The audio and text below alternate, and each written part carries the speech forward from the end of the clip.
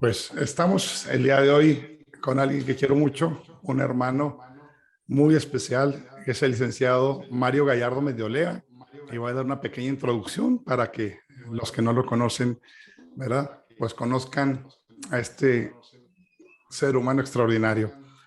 Es un abogado mexicano, Mario, escritor, predicador católico y conferencista, nacido en la Ciudad de México en el año de 1975, casado y padre de familia, quien actualmente radica en la ciudad de León, Guanajuato. Radica hace ya varios años allá y ejerce con todo el éxito la profesión como abogado desde el año 1999, pero aparte de ello, Mario es una persona muy especial, ¿verdad? Ha luchado de forma muy especial por México, ha luchado de forma muy especial por causas, para el bien común de tanta gente. Y bueno, pero aparte de ello es un gran predicador, Mario, y yo lo quiero como un hermano, Mario. Pues bienvenido, muchas gracias, Mario. Gracias, mi querido Carlos. Un saludo para todos nuevamente, para Dios bendiga el trabajo de la Fundación Medugori y todos los que te acompañan en esta transmisión para hacerla posible. Muchas gracias, Mario. Y pues, Mario, todos te conocemos en la cuestión política, muchos también como un gran predicador, ¿verdad? En toda la República Mexicana, llegas a todos lados. Nuestro Señor te ha utilizado como instrumento. Sabemos de todas las cuestiones en la política que has manejado y todo, cómo has luchado por México, por el bien de México, por respetar los valores, por tratar de cuidar todo lo que Jesús nos ha enseñado. Pero quizás muy pocos conocemos la parte humana de Mario, ¿verdad? Que nos platicaras un poco de Mario, que abrieras a lo mejor si se puede tu corazón para conocer a ese Mario de aquí adentro que ama tanto a Jesús, que ama tanto a la Santísima Virgen María. Un Mario de forma tan especial que, pues, al título que le hemos puesto este día, precisamente, ¿verdad? Licenciado Mario Gallardo Mendiolea, testigo del amor de Dios, porque efectivamente, Mario, eres un milagro de vida. Desde pequeño yo me acuerdo, tu vida me comentaste cuando andábamos en aquellas marchas, pero fuiste rescatado de la muerte hace poco y tienes una misión muy grande. Queríamos conocer ese corazón de Mario. Si lo quieres compartir con todos, abrir tu corazón y pues bienvenido y Dios bendiga todo lo que has venido haciendo, ¿verdad? Dios te bendiga a ti, a tu esposa, a tus hijos. Adelante, Mario. Gracias, Carlos. Pues bueno, el título ya me compromete bastante porque es testigo del amor, de la misericordia de Dios. Y sí, realmente, pues yo soy un ser humano, soy un pecador convencional, un pecador promedio. Es la mejor forma que encuentro para poderlo describir. Un hombre que se encontró con Dios y que se vuelve a encontrar todos los días. Yo pienso que esa es una labor que Dios hace con nosotros porque va trabajando, va trabajando, va trabajando y este trabajo que Dios hace en nosotros según se lo vamos permitiendo, pues es lo que San Juan Pablo II llamó la conversión, Así es. que es un camino que no termina nunca porque es hasta el último día de nuestra vida. Pues sí, efectivamente, ese ser humano convencional que soy, como cada uno de nosotros tenemos nuestra historia. Bueno, yo nací en la Ciudad de México, crecí, lo puedo platicar brevemente. Soy el único hijo de doña Emma, de una mujer que fue mamá soltera, que soy de estas historias cuando el novio se va, cuando sabe que la novia está embarazada, después de un noviazgo largo que ellos tuvieron. Y bueno, pues crecí bajo el amparo, bajo la protección de mis abuelos y de mi madre. Mi abuelo muere cuando yo soy pequeño. Vivíamos en un departamento de la colonia Narvarte. Yo soy una persona de clase media. Y, y bueno, tuve una infancia sumamente feliz. Fui un niño muy amado. Agradezco enormemente y agradeceré por toda la eternidad a mi madre y mi abuela, que fueron las que me criaron, las que me educaron. Y soy hijo de una mujer que se encontró con Dios eh, más o menos cuando yo acababa de nacer. Tuve un encuentro profundo con Dios y yo crecí en el ambiente de la iglesia. Mi mamá era evangelizadora católica, o sea, yo crecí viendo predicar a mi madre. Y bueno, pues fue una vida muy bonita.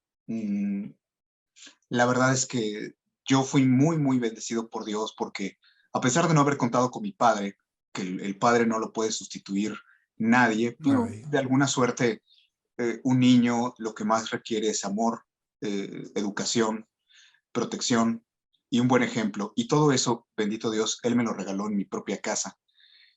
Y bueno, crecí ahí en la Ciudad de México. Después, cuando tenía yo aproximadamente 17 años, mi mamá tenía un problema pulmonar muy fuerte, padecía POC, y le habían recomendado que nos saliéramos de la Ciudad de México. Nos salimos de la Ciudad de México y nos venimos a vivir a León, Guanajuato. Este, donde, bueno, pues he vivido prácticamente pues toda mi vida adulta. Llegué aquí a estudiar mi carrera profesional, los posgrados, en fin. Eh, pero yo cuando, en esa transición de mi vida, por ahí de los 16 a los 18 años, yo me fui despegando, fui renunciando en esta rebeldía de joven, fui enojándome con Dios, fui despreciando las enseñanzas que había recibido en mi casa y en este camino, bueno, duré prácticamente 16 años. Yo duré hasta los 32 años totalmente alejado de la iglesia, sin frecuentar los sacramentos. De niño, después me volví en un ferviente crítico de la iglesia, ferviente crítico de Jesucristo. Bueno, era tal el conflicto interior que yo tenía, yo le hacía varios reclamos a Dios, yo estaba muy metido en el mundo material, en muchas aspiraciones que nada tenían que ver con lo que Dios quería para mi vida. Y bueno, pues incluso mi tesis profesional para salir de la universidad, eh, yo hice un análisis jurídico del juicio contra Jesucristo, ¿no? Yo quería saber si Jesús había sido realmente culpable o inocente, porque yo le decía a mi mamá, bueno, es que la iglesia lo presenta como inocente, pero yo quiero estudiar leyes, voy a ser abogado y me voy a preparar bien, vas a ver, le decía yo, voy a ver si realmente conforme a las leyes de la época, él era inocente o era culpable. Y a eso dediqué mi tesis profesional. le traías Entonces ganas, Mario. sí, claro, yo lo andaba, yo era un perseguidor de Cristo, Carlos, era un perseguidor de Cristo. De hecho, en todos los ambientes donde yo estaba, criticaba muy duro a la iglesia, yo le llamaba la industria del perdón, y bueno, negaba el infierno y negaba muchísimas realidades, pues que después prácticamente pude tocar con las manos, ¿no? Darme cuenta de lo alejado que yo estaba, pero bueno, era producto de muchísimas situaciones de mi vida, era también producto de esta etapa que muchos de nosotros vivimos donde en la rebeldía y cuando entra el pecado en nuestra vida, nos separamos de manera natural de Dios y generalmente cuando venimos de una familia de verdaderos cristianos, en mi caso, ¿no? De unas excelentes católicas, bueno, pues todo eso, yo le decía a mi mamá, tu religión no me sirve porque no me da el dinero que necesito. Y tu religión no me sirve porque tu Dios no te defiende a ti de de la discriminación por haber sido madre soltera y de la mala actitud de muchos de los familiares con muchas posibilidades económicas respecto a nosotros. Estabas Esas son enojado las... con la vida, Mario. Pues no era un chico rebelde sin causa, no quemaba camiones, no hacía desmanes, pero estaba enojado con Dios porque bueno, la familia Mendiola, mi familia materna, es una familia de gente extraordinaria, pero hay gente que tiene muchos privilegios en muchos sentidos. Yo no los tenía. Y entonces, la realidad es que era un pleito como personal mío con Dios, porque no era tanto la cuestión económica, Carlos, sino realmente el problema que yo tenía es que mi mamá tenía problemas de salud. Yo adoraba a mi madre y yo estaba enojado con Dios porque mi mamá estaba enferma. Entonces, ese era el principal, la raíz del problema. Y además yo veía que mi mamá le servía a Dios, duraron muchos años en la casa con una comunidad de oración, era formadora, predicaba, daba sus retiros de querigma, de crecimiento. Entonces yo decía, ¿cómo es posible que una persona que, que sirve a Dios de esta manera y que le trabaja tanto y que lleva a tanta gente a los pies de ese Jesús que adora a mi mamá? Yo decía, ¿cómo es posible que Dios la tenga así? Que mi mamá se enferme, que tenga un problema respiratorio tan importante, que tenga derivado de eso problemas cardíacos, en fin. Pues era una pugna que duró muchos años y en la que de alguna manera me convertí En un promotor terminé la carrera inmediatamente, ya era yo docente en una universidad privada, rápidamente me convocaron para ser director de carrera. El despacho mío empezó a crecer de una manera muy importante. O sea, yo profesionalmente a los 30 años ya empezaba yo a tener un currículum bastante bueno, eh, manejaba yo muy buenas cuentas en la oficina, era yo un abogado muy competente. Entonces imagínense este caldo de cultivo, además era un hombre, era un globo que flotaba lleno de soberbia, lleno de sí mismo. Y bueno, y además pues mi vida personal, que era auténticamente un desastre, eh, yo había dejado que florecieran todos los pecados capitales en mi vida. Entonces, y además un Una pregunta, abogado, Mario. mande, Una Carlos. pregunta. Sí. Empezaste a crecer, vaya, en la cuestión profesional y todo. En ese momento, ¿no llegaste a sentir que Jesús ya te estaba ayudando o seguías todavía arriba del caballo como San Pablo? A pesar Fíjate de que ya que, te... Sí, fíjate, Carlos, que eh, yo haciendo un recuento, bueno, yo no me daba cuenta que era Jesús el que estaba detrás de mí siempre. No me daba cuenta, pero sí notaba eventos muy extraordinarios, ¿no? Yo me acuerdo, por ejemplo, iba a entrar yo a una universidad privada y entonces yo quería ser abogado, era una cosa desde niño, ¿no? Yo sentía que esa era mi vocación, pero, por ejemplo, fui a una convención nacional en una empresa en la que yo estaba trabajando de bienes raíces y en una fiesta de fin de año pusieron una mesa gigante donde había 100 regalos que iban a repartir entre los 5,000 que estábamos ahí. Yo estaba a punto de entrar a la universidad y cosa muy curiosa, ¿no? Yo recorrí toda esa mesa de todos los regalos que había, electrodomésticos, había de todo. Pero de todos los 100 regalos que había, a mí me había sorprendido mucho que había un portafolio de piel hermosísimo y yo decía, wow, ¿no? Qué bonito, era un portafolio de esos sencillo, no de chapa, sino que generalmente traemos, ¿no? Los pasantes cuando vamos iniciando la carrera o estamos estudiando. Y entonces exacto. yo lo vi, yo dije, qué bonito está. Y bueno, pues, por ejemplo, cosas extraordinarias de las 5,000 personas que estamos en esa convención, a todos nos dieron un boleto y yo me saqué el boleto precisamente del portafolio que yo había Vale. admirado tanto, ¿no? Sí. O cosas así que ocurrían, ¿no? Yo tenía que trabajar para pagarme la licenciatura y me llegaba el dinero de manera extraordinaria cuando estaba a punto de vencérseme la colegiatura. En fin, sí, muchísimas cosas que ahora pues yo me doy cuenta que la presencia de Dios siempre estaba ahí. Es más, yo te podría decir que Dios me puso la vocación de ser abogado, me pagó la carrera y además estuvo al pendiente que la terminara. Entonces, sí, por supuesto, pero yo no solamente no me daba cuenta, sino que yo todavía ni siquiera me consideraba católico. Así es que tuvieron que pasar varias cosas bueno, lo puedo resumir así para no extenderme en esta parte. Eh, yo obviamente en esta etapa de mi vida pues tomé muchas decisiones equivocadas, ¿no? Alcancé muchas metas profesionales, es más, era yo pues digamos un abogado joven muy destacado en mi Sí. ciudad, en el Bajío, pero a mí siempre me faltaba algo, yo me sentía extremadamente vacío. Y cada vez era más dinero, pero cada vez era más soledad. Entonces, en este camino, Dios me regaló la primera llamada que me ha hecho. En la vida me ha hecho varias llamadas, ¿no? Este, por lo menos 3 o 4 llamadas me ha hecho importantes, pero fue cuando Dios me regaló que yo me empecé a enfermar muy fuerte en el 2007.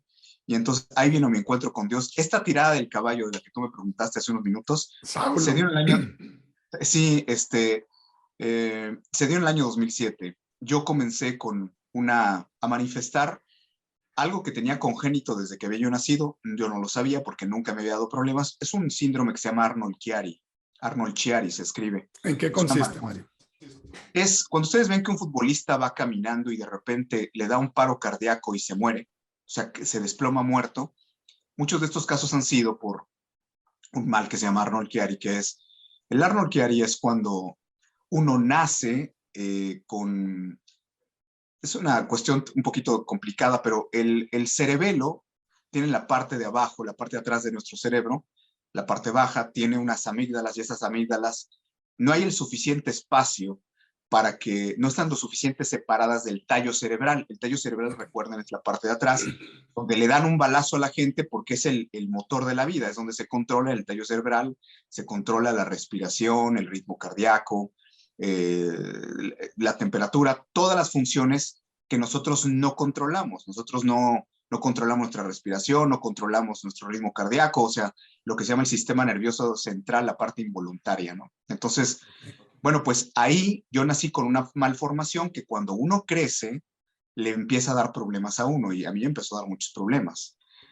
O sea, se me empezó a descomponer todo lo que hice controla porque estaba apretado, apachurrado, las amígdalas del cerebelo estaban apretando el tallo cerebral, y generalmente la gente que tiene esto pues muere de un paro cardíaco respiratorio. Bueno, a mí Anteriormente no habías tenido nada, Mario. Empezó en no, el 2007. sí, no tenía yo, es más, yo presumía de ser, me hacía mucho ejercicio, entonces era yo el tipo más sano, y Tronado, ponchado. no tenía, sí, efectivamente, ¿no? Había yo tenido todo eso lo pasé de el culto al cuerpo, y además era yo un joven vanidoso, pero todo comenzó en una Semana Santa. A mí me enfurecía que mi familia fuera a misa, me enfurecía terriblemente. O sea, entonces, en una Semana Santa, cuando van a una de las celebraciones más importantes que tenemos en esas fechas, se tardaron mucho en salir del templo. Yo pasaba a recoger a mi familia, a mi madre, a mi tía, y me quedaba en la parte de afuera. Entonces me metí al templo para ver por qué no salían, porque yo estaba muy enojado de que se tardaban mucho, yo los tenía que estar esperando, porque obviamente yo no entraba a la iglesia. Entonces cuando entré era un póster muy grande con el Santísimo Sacramento, y una tía mía, mi tía Lulú, que ya murió, ya está en presencia del Señor, me dijo: hijo, ¿por qué no aprovechas? ¿Por qué no te confiesas? Y entonces yo volteé y, viendo el altar, le dije: ¿y quién es Dios para perdonarme a mí mis pecados?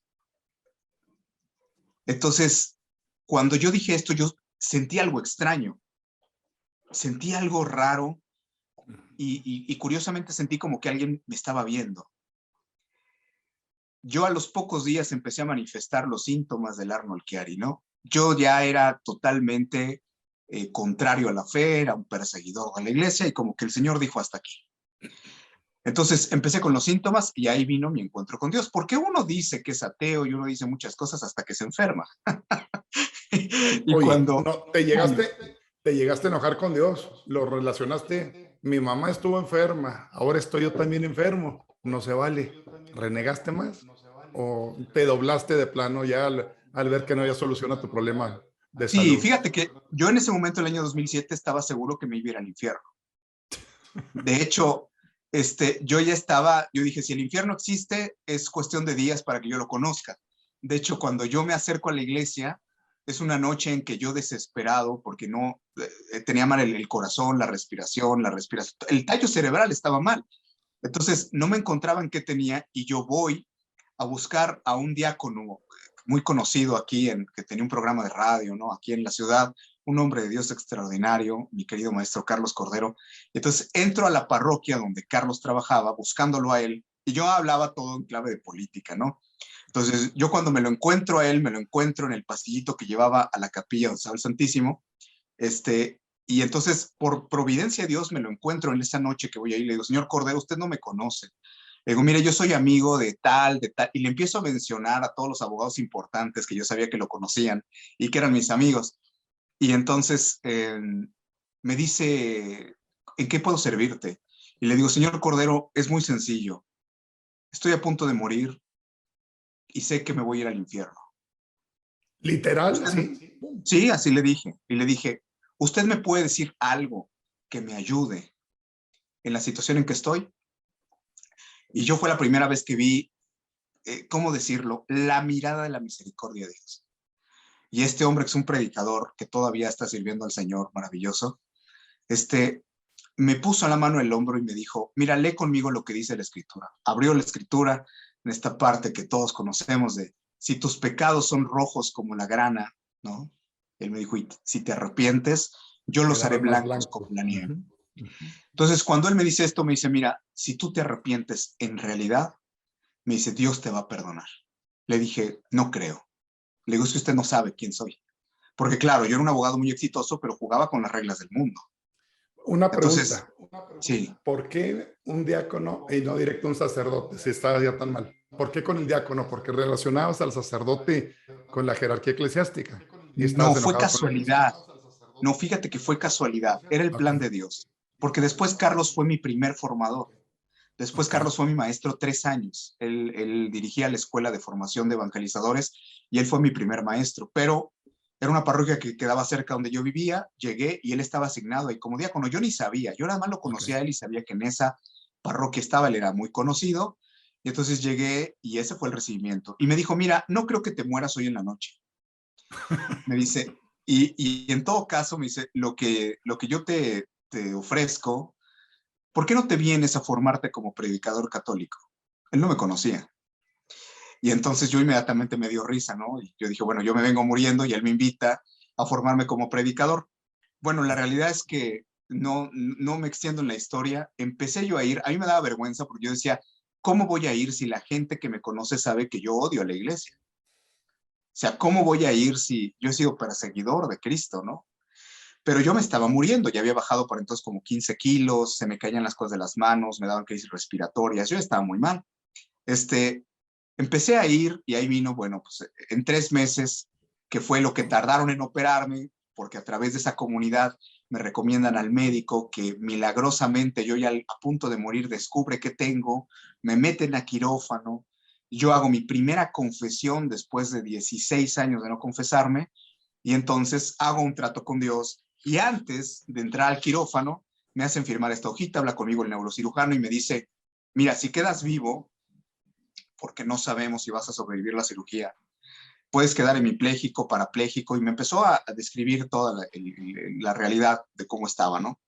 Y entonces me dice, si crees en algo, pues ponte en manos de ese algo. Tu situación es complicada, haremos todo lo posible. Bueno, me quedé solo en ese cuarto de terapia intermedia que estaba yo, y entonces se me ocurrió hacer un trato con Dios, y Dios toma la palabra. Y entonces yo llorando, yo tenía mis 2 hijas mayores, estaban muy chiquitas, y entonces yo le ofrecí un trato al Señor y le dije, mira, yo sé que no me merezco salvarme.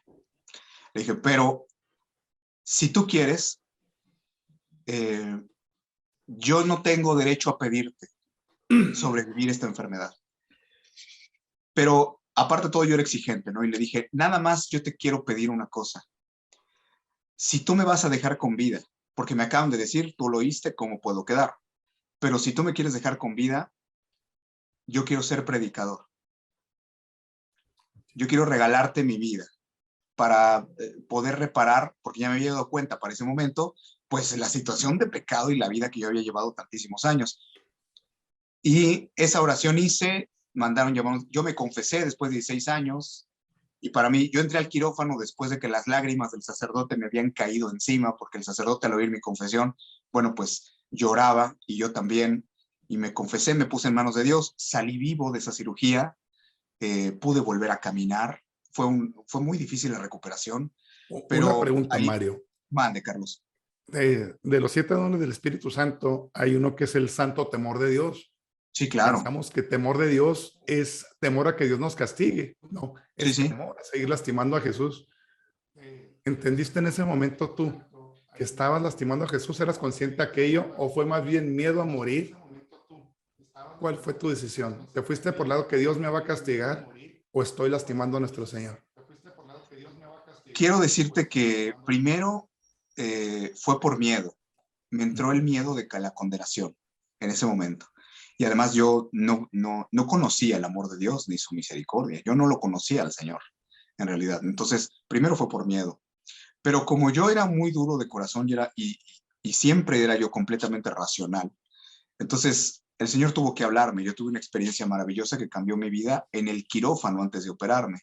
Porque yo empecé a hacer una oración estando yo solo en el quirófano cuando me iban a preparar y le empecé a entregar todo. Le dije, yo te pongo en tus manos a mi madre, a mis hijas, le empecé a encargar todo, mis propiedades, una mentalidad completamente materialista. Material.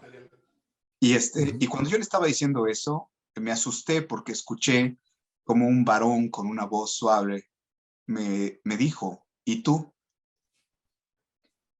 Y entonces yo me sorprendí tanto porque no había nadie, seguí haciendo mi oración y me volvió a decir, y ahí fue donde entendí. Me volvió a decir, ¿y tú? Faltas tú. Claro, yo le estaba entregando todo en sus manos, pero al que no le había yo entregado era a mí. O sea, lo que no le había yo entregado era mi persona y yo era el que no me había puesto en sus manos para que él hiciera conmigo lo que quisiera y me solté llorando porque además me di cuenta que esa voz que yo escuchaba, que era una voz que la escuchaba perfectamente, era la voz de alguien que me estaba hablando y que yo no veía, pero que estaba ahí presente. Así es que esa fue una experiencia muy fuerte que tuve. Así es que te podría decir, yo no fui a la búsqueda de Dios. Yo ¿Eh? tengo, Él vino por mí y cuando salí de la cirugía hay una escena de mi vida que a mí me marcó mucho. Mi madre leyendo, como siempre, leyendo la escritura, leyendo la Santa Biblia, delante de mi cama. Eh, yo todavía seguía muy mal porque había quedado mal de la cirugía, no me componía, no se me quitaban muchos de los síntomas que tenía a pesar de la cirugía. Y entonces le dije yo a mi mamá, le dije, oye madre, le dije, ¿por qué Dios hace esto? Le dije, ¿por qué si yo le prometí entregarle mi vida y cambiar y ser distinto, por qué sigo enfermo y por qué estoy así? ¿Para qué me dejó en esta condición? ¿No hubiera sido mejor llevarme? Yo le pedí un milagro y mi mamá cerró la Biblia y me dijo, ay, mijito, me dice, es que el milagro, me dice, ya ocurrió y tú no te das cuenta. Sí. Y me hizo una revelación mi mamá. Me dijo, mira, Mario, yo le pedí tanto a Dios por ti durante tantos años porque te veía tan perdido que llegué a decirle al Señor, Señor, si no es por la buena, pues que sea por la mala, pero que mi Vámonos. hijo no se pierda. Y yo en ese momento me enojé, ¿no? Y le dije, oye, pues se te pasó la mano, le dije, o sea, casi me muero, ¿no? Pero fue un camino maravilloso donde yo efectivamente me integré al Ministerio de Evangelización de mi parroquia, en mi diócesis. Efectivamente me empecé a preparar, empecé a estudiar más de la iglesia y de la enseñanza de la iglesia, del magisterio, yo creo que de mi propia carrera. Empecé a tratar de preparar, ¿no? Pero a Dios, pues Dios no quiere que acumulemos sabiduría humana, ¿no? Lo que Claro. necesita es que nosotros nos entreguemos y que aprendamos a vivir en sus manos. Y ahí comenzó, Carlos, ¿no? Esto que hablabas al principio del programa de que yo no me imaginaba cuando esto ocurrió en mi vida y que yo me entrego, que estos predicadores que yo veía en los DVDs, ¿no? Y que veía en el internet y que veía, pues nunca me imaginé que iba yo a acabar predicando en lugares muy grandes junto a todos ellos, ¿no? Así fue como comenzó el encuentro en el año 2007 y esa fue, digamos, el inicio de la conversión que Dios sigue trabajando hasta hoy día. Una pregunta, Mario. Sí, Carlos. Después de lo que viviste, empezaste a amar a Jesús, a amar a la Santísima Virgen María. Una pregunta, Mario. ¿Cuánto amas hoy a Jesús? ¿Cuánto amas a la Virgen? Me aclaro también otra cosa, algo muy padre que comentaste. Mucha gente me dice a mí que ¿verdad? Llegan con problemas los hijos y yo les digo la oración de una madre llorando ante Jesucristo de rodillas. Toca el corazón y prueba de ello de Jesús. Ahí tienes a Santa Mónica con Agustín. Tu mamá se convirtió en una Santa Mónica, eso por un lado, Así ¿verdad? Y es. la oración de tantos años de tu mamá convirtió a un canijo como eras tú en alguien muy especial. Pero ¿cuánto amas hoy a Jesús? ¿Cuánto amas a la Virgen María? Yo pienso que, sinceramente, lo que te voy a responder, muy poco en relación a cómo ellos se merecen ser amados. Yo Sí, los amo con todo mi corazón y con todas mis ganas, pero en mi humanidad, pues yo me doy cuenta que es que ellos son realmente la presencia de Dios y de María Santísima, porque para mí fue un encuentro distinto. Primero me encontré con Jesús y después fue María la que vino por mí, ¿no? De una manera extraordinaria. Yo venía de una familia mariana, de una familia de rosario diario, de una familia donde María tenía un lugar importante, pero a ellos hay que conocerlos. Y en el paso del tiempo entendí que, bueno, el amor se debe de traducir en, no solamente en actos, en un testimonio de vida, sino también en estar dispuestos a hacer la voluntad de Jesús y de María en la vida. Sí. Y es muy bello, ¿no? Yo a estas alturas te podría decir que aquel inicio de mi conversión me permitió el empezar a trabajar para nuestro Señor, el conocer a María, el empezar a trabajar para el reino, pero claro, no sabía yo lo que me iba a tener deparado el destino, no sabía yo que iba a estar otra vez al borde de la muerte años después, con el COVID, ¿no? Literalmente así, abriendo la puerta de la muerte y aprender también lo que es la diferencia, Carlos, entre la fe y la confianza. ¿Qué Nosotros diferencia ves, podemos Mario? amar sí, nosotros podemos amar a Jesús y a María, podemos aceptar el Evangelio, podemos tener fe, pero tener confianza es otra cosa. Es lo que Eh, dicen, es lo que dice, me decía un día, tuve la bendición de estar cerca de Juan Pablo II, y el Santo sí, Padre me decía, Carlos, una cosa es creer en Dios y otra creerle a Dios, es lo mismo, claro, ¿no? es exactamente, claro. Sí, es exactamente la diferencia. Creer en Dios y creerle a Dios, creo que es la diferencia entre fe y confianza. O sea, Dios nos dejó muchas promesas en la Biblia. Sí. Y además de ello, en nuestra propia vida, yo puedo creer en Dios. Y creo en Dios y entonces, además, le pido a Dios, quizás si ya creció un poquito más, le agradezco todo a Dios, le consulto a Dios, trato de estar cerca de la vida de gracia. Y bueno, es como ir en un coche donde yo voy manejando, ¿no? Y le digo, Señor, acompáñame a donde quiera que vaya. Creo yo que es la primera etapa, ¿no? Así es. Donde Jesús no viene ni en el coche, o sea, uno anda manejando, va uno a donde uno quiere, hace uno con su vida lo que uno quiere, pero de repente el Señor le dice, oye, ese camino por donde vas no es el correcto. Entonces, la primera etapa es decir, a ver, me regreso. En mi caso fue un giro de casi 360 grados. Los abogados después me decían el aleluya. Había abogados que me decían, oye, este, qué desperdicio, también que ibas, que te volviste loco, que te hiciste fanático, que Mucho. y yo les decía, pues sí, ¿no? Como aquel hermano predicador que llegó a su casa y que él platica que después de haberle dado una vida terrible a su esposa y a sus hijas, después de vivir un retiro, se encuentra con Dios y las golpeaba y era un hombre, bueno, una cosa espantosa. Llega, se sienta en la mesa, le llama a su esposa y él platica que le dijo a su mujer, mujer, tengo que confesarte algo, me he enamorado de un hombre. Y dice que su esposa le dijo, lo único que me Me faltaba era que me faltaba. salieras ahora con eso. No, se había enamorado de Jesucristo. Bueno, a mí me pasó, ¿no? Tú me hablas de amor.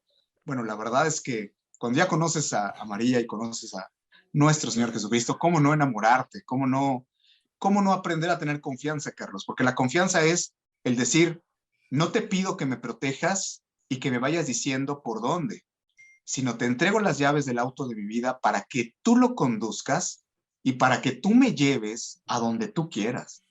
O Y sea, vengan como vengan las cosas, ¿eh? uy, es bien distinto. Así es. Venga como venga, claro, venga como venga.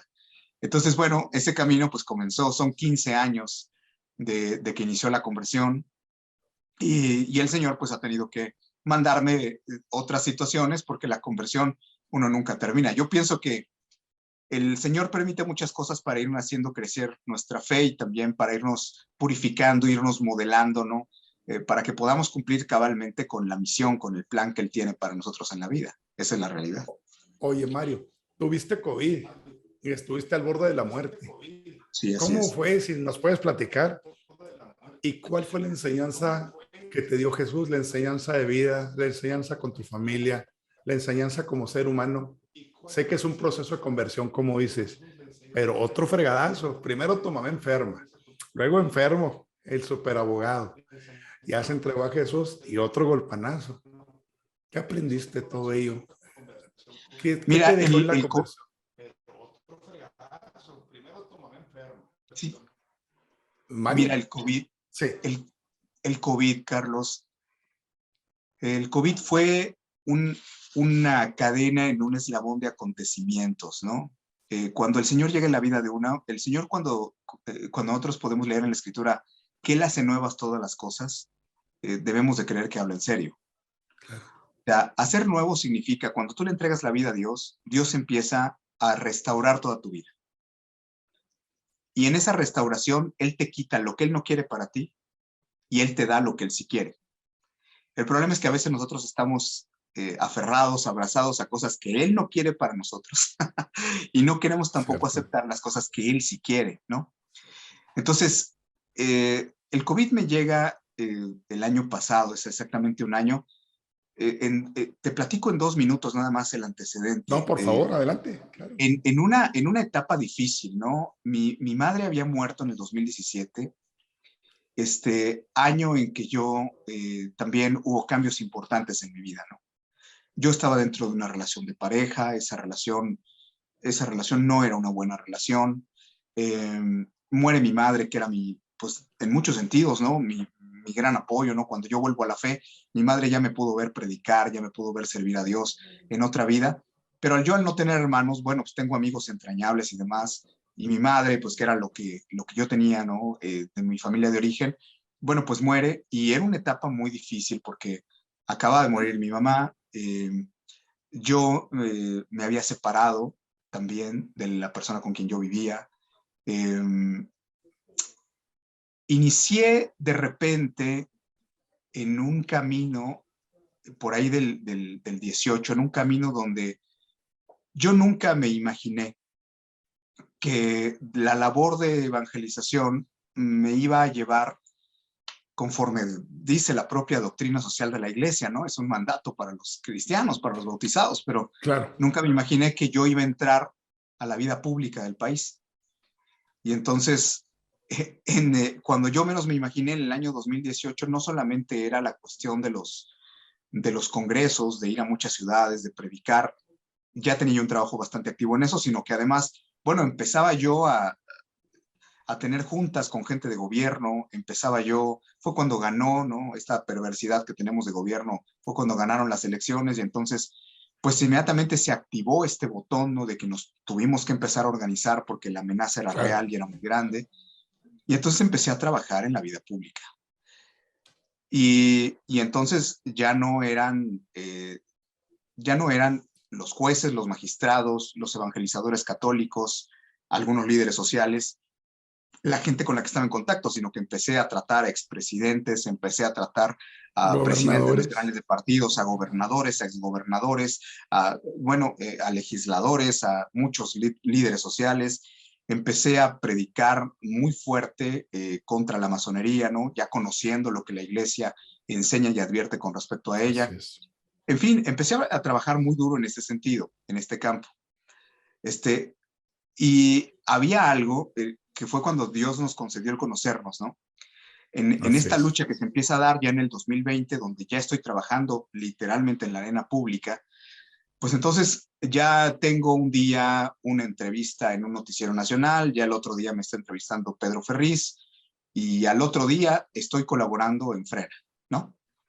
Y entonces Así es. el, el, Ahí el te plan de conocí. Dios es, claro, y entonces cuando entro a esto de la vida pública, empiezo a conocer ya no a través de los apostolados, sino a través de la vida social, empiezo a conocer gente extraordinaria. Tú y yo ya estábamos sumergidos en la vida de la iglesia, ¿no? En el amor a Jesús, a María, en la propagación del Evangelio, pero conocí mucha gente que no está sumergida en la labor de propagación al Evangelio, que no trabaja en un apostolado, que no hace un servicio en su parroquia y que son gente maravillosa. O sea, conocí a la ciudadanía, ¿no? A este México que sabemos que existe, pero que no tocamos. Y entonces, bueno, pues me di cuenta por qué el Señor también nos habla tanto acerca de la diferencia entre lo que es trabajar para el reino y trabajar para el gobierno, pero la gran necesidad que hay de trabajar en la vida pública, trabajar pues por todos nuestros hermanos, porque al Así final de es. cuentas el amor de Dios se nos olvida a veces, Carlos. Yo les digo a algunos líderes políticos que me presumen de muy católicos, yo les digo, oiga, pues no se nos debe de olvidar que el señor presidente también es hijo de Dios. Y entonces me dicen, ¿cómo me vas a decir que es hijo de Dios, ese masón que está hundiendo al país, que si tú eres el primero que sabes? Pues sí, pero Jesús también murió en la cruz por él, igual que por nosotros. Y tenemos Totalmente. otro problema adicional, ¿no? Que también es hijo del mismo Padre. Y entonces se nos olvida a nosotros que cuando yo ataco a un hermano, estoy atacando a un hijo de mi Padre. O sea, que al final todos somos hermanos y que puede ser que tengamos hermanos que andan muy extraviados, pero que somos hijos del mismo, y es un padre que ama por igual a todos y que lo que le hicimos a uno de sus hijos lo vamos a tener que pagar. Entonces, en este camino de la vida pública, yo me encuentro al diablo, al demonio, ¿no? Con toda su obra, su perversión en transformación de leyes, en políticos asociados a la delincuencia organizada. Me meto a unas ligas muy grandes, donde para mí, pues imagínate qué hacía un predicador católico ahí en las cuestiones de defensa, de debate a nivel nacional y de argumentación Enseñarle de jurídica. Jesús, hablarle del amor de Dios, a ver si Hablarles de los Jesús, tercos. esa era la misión, ¿no? Llevar el Totalmente. Jesús evangelio. te llevó allá. Todo un reto, Carlos, porque uno dice, Ya ¿cómo lo voy a sé. predicar en el infierno? ¿No? O sea, ¿cómo voy a predicar donde? Pero no es el infierno, todavía no, los que estamos aquí todavía no. Sí. Es la posibilidad de construir el reino de Dios y trabajar para él. Eh, en este mundo en el que estoy, a ti te conozco en Frena, a mucha gente, a Laurosana, mucha gente que Dios me ha regalado amigos extraordinarios. Y entonces, estoy en esto cuando yo ya tenía amistad con algunos de los principales líderes católicos de México, que la gente los reconoce como líderes católicos.